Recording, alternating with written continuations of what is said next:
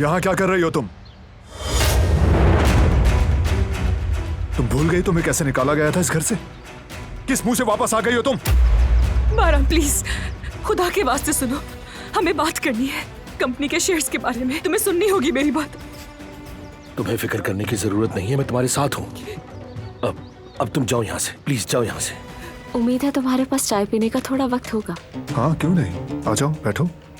हाँ बिल्कुल, बारान और मेरे दरमियान अब भी एक चांस बचा है और इस बार मैं ये मौका बिल्कुल भी ज़ाया नहीं करूंगी। मोहब्बत करती है, उससे मोहब्बत करती है। उनकी दोस्ती इसी तरह सालों से बरकरार है, एक दूसरे को अच्छी तरह समझते हैं। क्या वो बस दोस्त ही लगते हैं और कुछ नहीं? मैं उदास नहीं हूँ, यकीन करें।